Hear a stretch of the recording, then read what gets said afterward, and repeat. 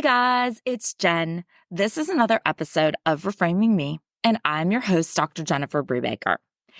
It is August now, and so it kind of has that feel like I've got to start getting my shit together for the fall, and then we have this hurricane/tropical storm that's headed towards us, so it definitely has that end of summer vibe, which I'm not super happy about because I kind of feel like summer ended super abruptly, but I have been using it to my advantage and I have been getting all of the dorm stuff together for move-in next week.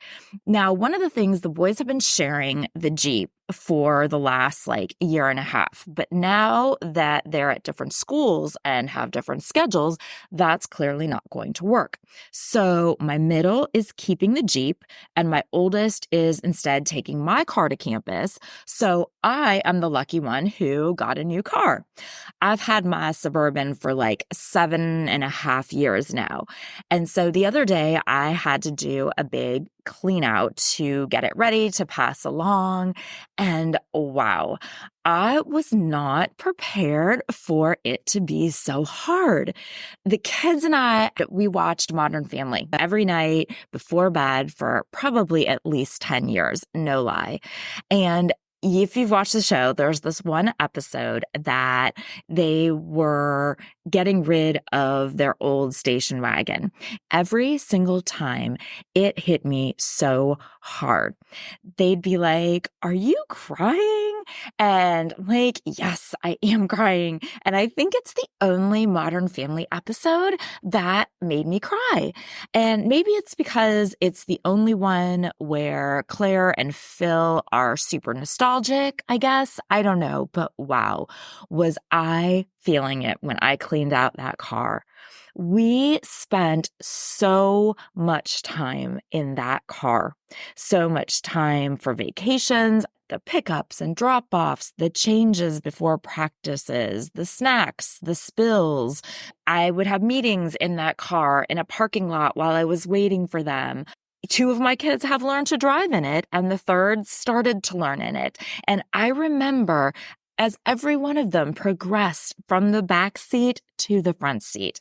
The quantity of pictures and videos that they have probably taken of themselves and of each other in the back seat, the hours of DVDs that they've watched. I mean, the DVD collection that I found in the bottom of the center console, I don't even own a DVD player. But the thing that got me the most, beyond the specific memories, but the thing that got me most was really the passage of time. Just thinking how much has happened, how much has changed, how much we all have changed in the last 7.5 years. To be honest with you, and I told you, I never wanted to be this person, okay? I said it from the beginning. I never wanted to be this person. And I will be honest and say that, maybe it was not only cleaning out the car, but the combination of cleaning it out and the fact that I was doing it to pass it along to my son who is taking it for college and that I've spent the last couple of weeks shopping for his dorm. Maybe it was the perfect storm, but it did make me quote, that person who I didn't want to be. It made me turn all, I just want to do those 7 years again. And not in a, I want to do over, I'd change anything way. No, these last 7 years have been so wonderful and I don't want them to be over, in that kind of way. So, of course, I found myself in tears in the driveway. And when I came inside, my husband was all, "What's wrong? Why are you crying?" And I will give him so much credit. He tried. He really did. He tried to make me feel better, saying things like, "You had a lot of fun memories with them, and this part will be fun too, and you still have me." But that just made me think of our other every night before bed show, Schitt's Creek, the one where David was like, "I have never heard anyone say so many wrong things, one after the other, consecutively in a row." He meant well. Totally. And I know that all of his points were, of course, valid. But still, he just didn't get it. He couldn't get it. He doesn't do emotions. I mean, God bless all of us married to one raised in the 80s and 90s, raised without being taught the expression of or the understanding of basic human emotions. The struggle is real. And regardless, it doesn't matter because he's not the mom. It's different. And no matter how much he could possibly try to understand, he just doesn't. But I know something. I know that you listening to that, you do. You get what I'm saying. You understand what I'm feeling. And that's kind of super weird, right? Because I know that so many of you are listening right now and you're thinking, oh my God, this is what I've been feeling. How can my husband, my partner, the person who should be getting this because they're his kids too who are growing up, why doesn't he understand what I feel or how I feel? How does he not get it, but she does, someone who doesn't know me? And trust me, so many of us feel the exact same way. Yes, it's totally weird to somehow feel like you can relate more to strangers about something that's so huge. But at the same time, it's not weird because the reality is there are parent differences. I mean, let's go back to that mental load. There is one of us, and yes, it's typically the mom, but there is one of us who is carrying the mental load for the family. And before anyone comes at me and says, no, this is a partnership, I will tell you this does not mean that the other parent isn't doing things. It doesn't mean that the other parent is bad or absent or neglectful. It just means that one parent is the delegator, the manager, the organizational leader, the default parent. And that parent is, in fact, typically the mother. And if when your teens were little, if they walked straight past dad to reach you, chances are in a very inconvenient location, probably doing something else. But if they bypass dad entirely to ask you to do something for them that dad could have easily done, or ask you a question that dad full well knew the answer to, or if your husband has ever had to call you to verify a birthday or a middle name, or if you are the one who can name their doctor, their dentist, their best friend, their crush, then girl, I hate to break it to you, but you are the default parent. And that means that you are carrying the mental load. Your mental load, each of your children's mental load, your family's mental load, and chances are you're even carrying a portion of your husband's mental load. So, okay, and I'll use myself as an example. I found out that I was pregnant back in October of 2005. So that's nearly 19 years ago now. Since that day, I have not had an hour go by that hasn't involved thinking specifically about something another human being is doing, something they're doing, they're feeling, they're thinking, they're going through. I have not had an hour go by that the thought hasn't at least crossed my mind that I should be doing something else, that I should be doing something for them, or remember something that I need to do, or that I was already supposed to have done for them. I don't have an hour go by that I don't have a running list of tasks that I need to do, or a constant inner monologue of worry about other people. I'm always brainstorming ideas that will make their lives better or happier, or how can I make our relationship better? Typically, this happens because I feel like I'm falling short in some way, which then takes me to how can I make myself better? How can I be doing more? Maybe even spiraling into how I'm not enough, where I'm falling short. Maybe even what others are doing that I'm not doing or that I should be doing. Or how can I make my husband's life easier, his life better, his life happier, his relationship with the kids better? But don't worry, I know that I cannot devote my entire life and my entire being to others. So I do leave plenty of space for self-care, like self-improvement and self-doubt, with lash and hair appointments thrown in there too. I try to keep the calendar of who has what coming up, What practices and appointments? What do I need to schedule? What am I forgetting? Did I remember to order something from the grocery and something else from Amazon? And well, Target doesn't carry that, but I'm sure I can find it somewhere. Where was the link to order? Did I remember to pay that bill? Did I pay for cheer camp? Was it through School Cash Online or did I Venmo? Was I supposed to write a check for that?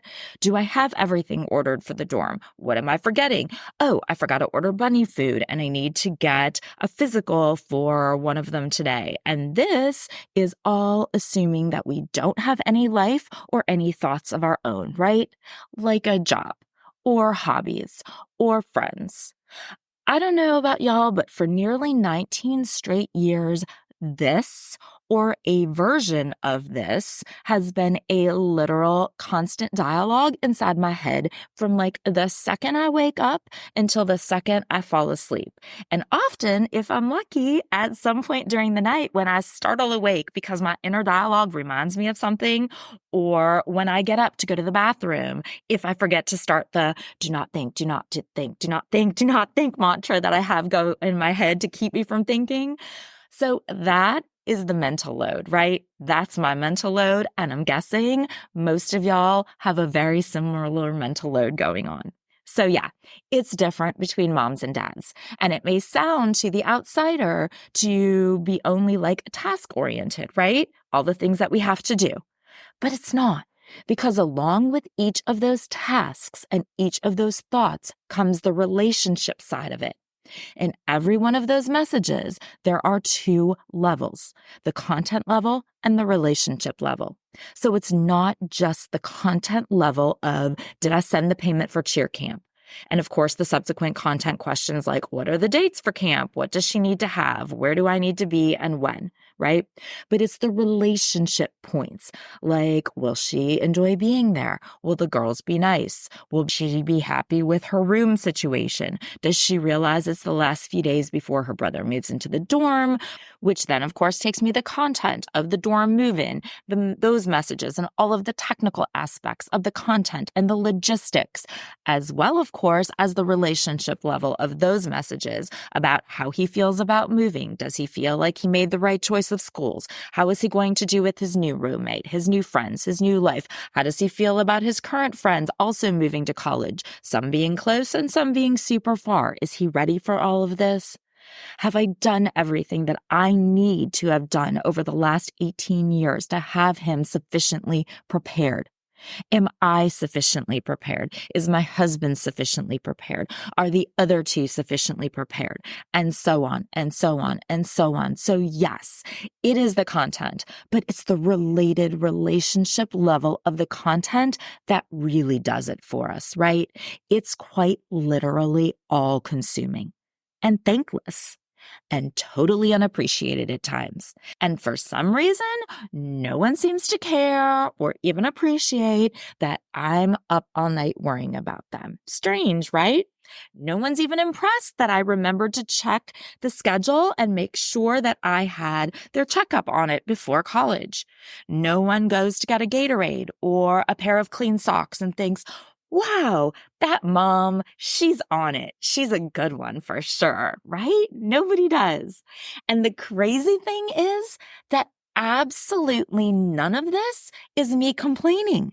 In fact, it's quite the opposite. I have loved every second of it. But how could I have loved every second of that absolutely all-consuming, completely exhausting role? You know, I can't tell you, but I do know that I don't need to tell you because I know that you understand what I mean because you're moms too. So yes, there are gender differences. There are relationship differences, and those things, they can manifest themselves in communication issues in a marriage. So today, that's what we're going to talk about. Marital communication during the teenage years. So like this stage of the life cycle. Now, you may remember way, way back to when we mentioned before about looking at communication through a life cycle perspective. We talked about different stages like launching adults and newly married couple and families with young children and families with adolescent children and launching families and empty nest couples. Does that ring a bell at all? We said that each of these stages brings about its own challenges. So it brings challenges to the family system as a whole and challenges to each of the subsystems or individual relationships within that family. Now, you may remember that we also said that the times between the stages, like as we're transitioning from one stage to another, those are the worst for all of the issues because it's like we're trying to get our footing again. Like we had mastered the old previous stage, but now it's like we've got to figure out a whole new stage. We need to reestablish our roles and the rules. We need to figure out what works and what doesn't because it's all totally different now in this new stage. So it's actually probably best in order to understand this to kind of take a step back. Okay. So back to when we were first married. All right. Now, keep in mind when I'm talking textbook theory, I'm talking about the canonical story. Remember that. Remember that the canonical story is the quote unquote typical storyline. Obviously, for a great number of families, this doesn't stand true. But that doesn't mean it's still not kind of the standard, I guess, that these life cycle stages are based on. So obviously, your family doesn't necessarily need to have followed the canonical storyline exactly. If you haven't, like if you're a single parent, if you're like co-parenting with an ex-spouse or another parent, or if you have a blended family, or if you are like in two completely different like tiers of families, like different tier children type of thing, you may fit some of the issues and not others, but then you'll also have some of your own stuff thrown in there too. Okay. But for our purposes today, we're talking canonical story. So think of your older teens, your college students now, all right? Or back to when you yourself were at that, what we call the just launching stage, like going off to college, graduating, getting a job. You're trying to figure it all out. You are trying to figure out a career path and how to be independent. You're trying to establish yourself as somewhat of an individual without losing your role in your family of origin. You're establishing social relationships on your own. You're exploring romantic relationships with the actual possibility of like finding a partner. Then think of them or think of when you did, back when you did, but think of actually finding a partner. And again, we're talking a canonical story, so not everybody. But that moves into the couple or newly married stage of life. Different life stage, different things to figure out. The biggest task at that point is trying to merge identities, merge families, and merge expectations, which is why the first couple of years of being married are often the hardest. In fact, during years 1 and 2, the divorce rate and divorce risk is the highest. Why is that? It's supposed to be the honeymoon phase, right? Well, this is when people actually realize who the other person is and need to adjust to that person, not like the courtship person. Courtship. God, that's such an old-timey word, right? Yes. And now that your family has received 2 goats and a chicken from your husband's family. Okay. So courtship is a gross word, very outdated, but I can't really think of another one. Let's just say how the husband versus boyfriend is. Does that work? Okay. But we need to figure out our roles and the rules and procedures for literally everything from who takes out the trash and paying bills to making plans for vacations and for holidays and career decisions and all sorts of things, right? And there's also other things going on typically, again, typically, but there's other things going on at this stage of life, like figuring out a career path, trying to make money to provide for yourself, the adulting stuff. But figuring out the role of your family of origin and the new role of your friends and how your new partner fits into all of these existing relationships, there's a lot of potential areas for stress and conflict.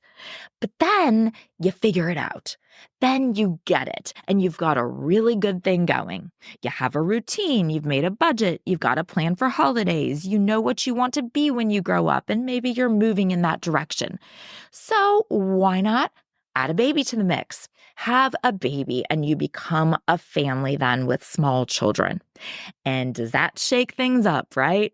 Now there are all sorts of issues to refigure out, roles to reassign, relationships to manage, new relationships to manage, careers to prioritize, all sorts of new things to argue about because now you're figuring those things out and you are tired. You are so very tired and you are stressed and busy. And once again, you don't know what you're doing. You have different roles to balance and different parenting styles to mesh up, but then you get it. You hit that sweet spot, like when your kids are like 8, 9, 10-ish, right?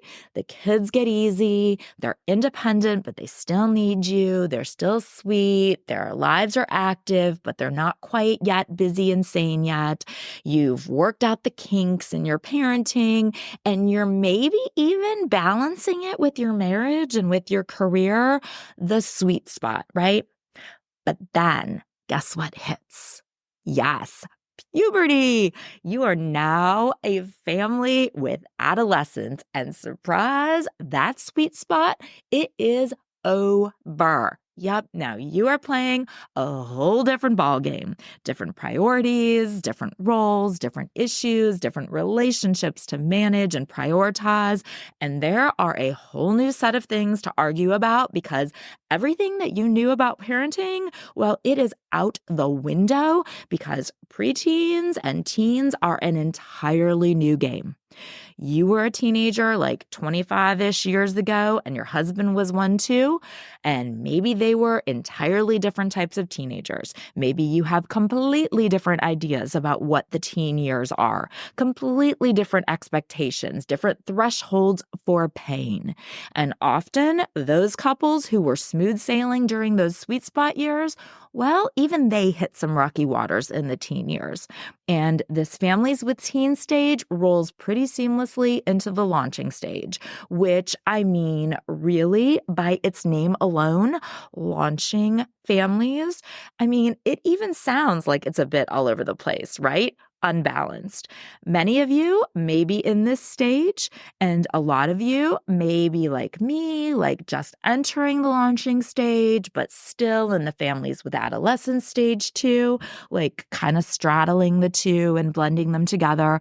And sometimes it's even hard to distinguish a difference at times. So it's not nearly as clear and as harsh and as abrupt as the transition as, say, like getting married was, or having a baby, or even empty nest. Although a lot of people kind of see themselves as empty nesters once their kids are all in college, but really kind of technically, they're still launching families.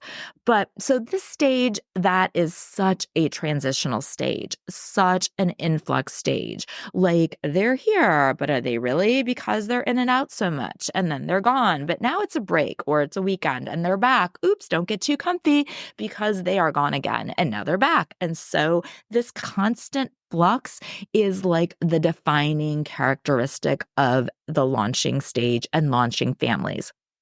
And then those of you who are straddling launching an empty nest, you might be getting more of a taste of like the stability that is to come of creating a new normal of the fully empty nest stage. And really the transition to empty nest is obviously a super hard one for couples too.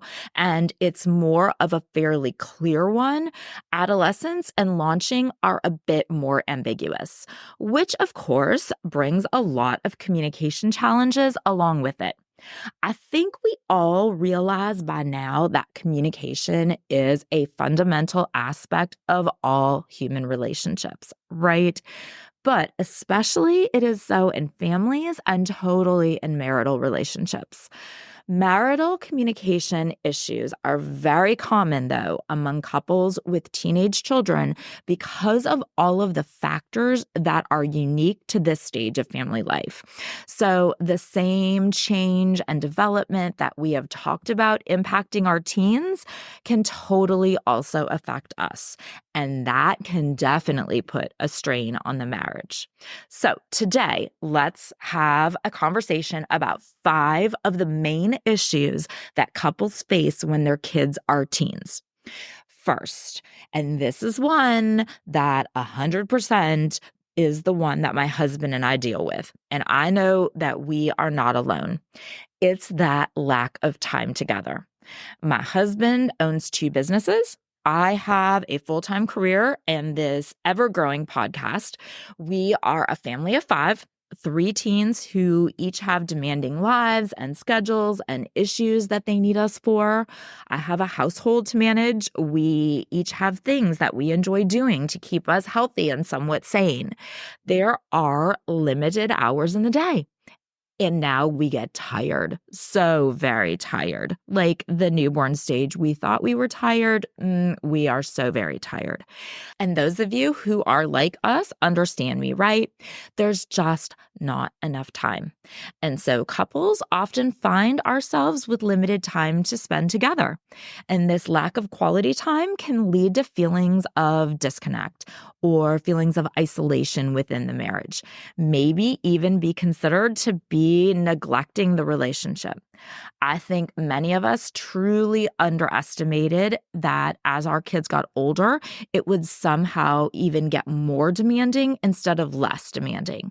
And so the couple's focus is often centered on the needs and the challenges of our teenage children and our families and the career demands that we are at the same time.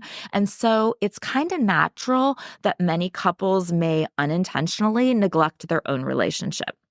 Unfortunately, for many, this lack of attention to the marital bond can lead to feelings of resentment or loneliness, hostility, or disconnection between some spouses.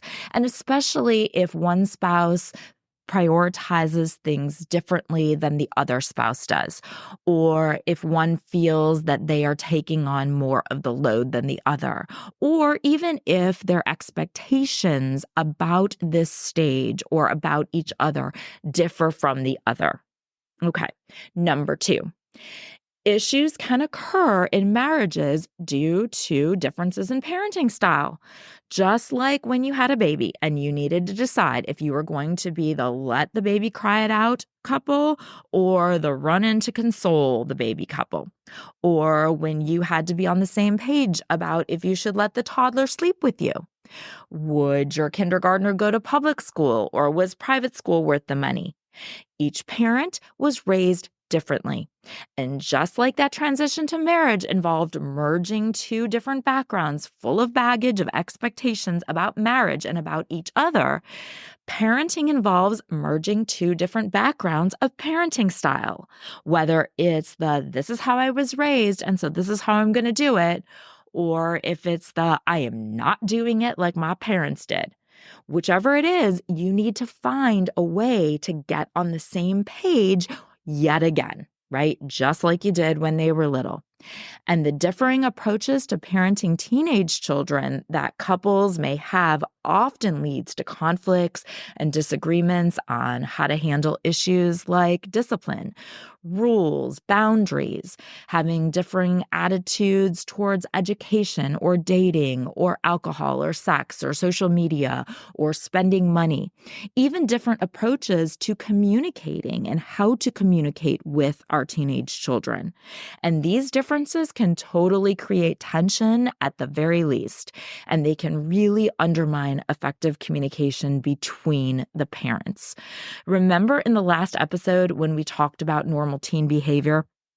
Well, this is totally tied to that conversation because lots of couple conflict stems from differing attitudes towards or like perceptions of teen behavior.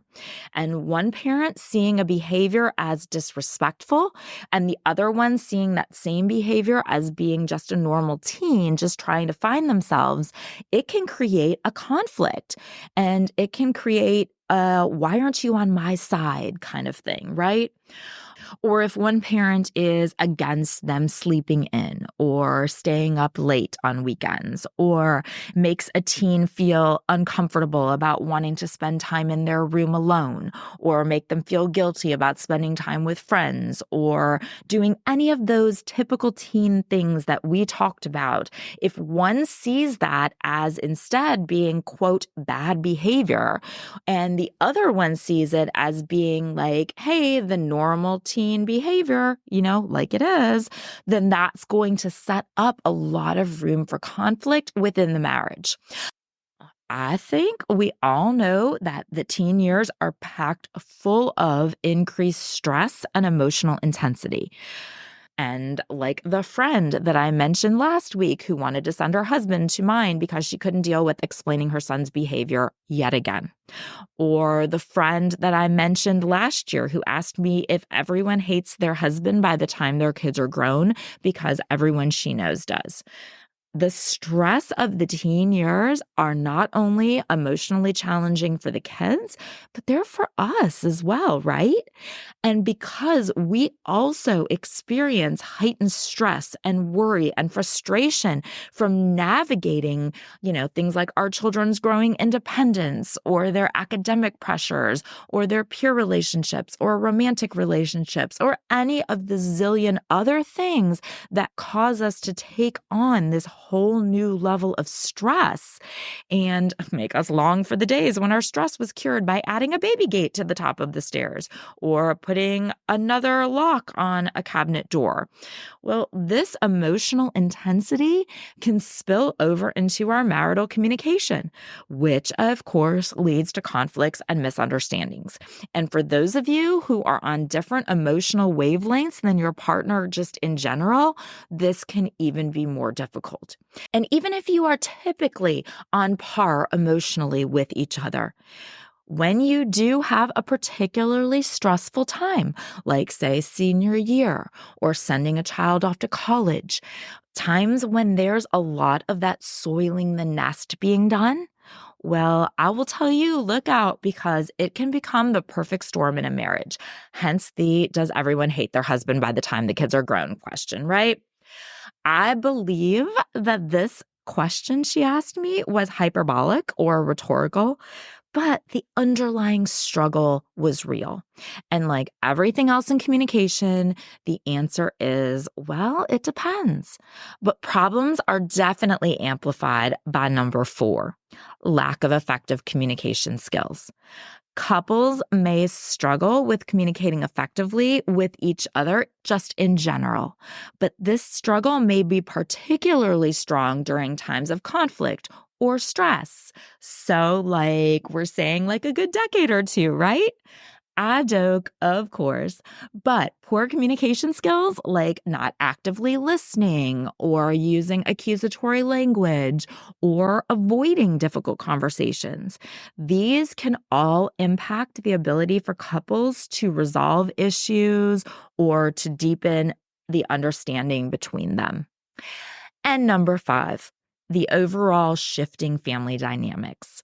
As teens assert their independence and develop their own identities, we have talked so many times about how the family system changes and how the family dynamic shifts.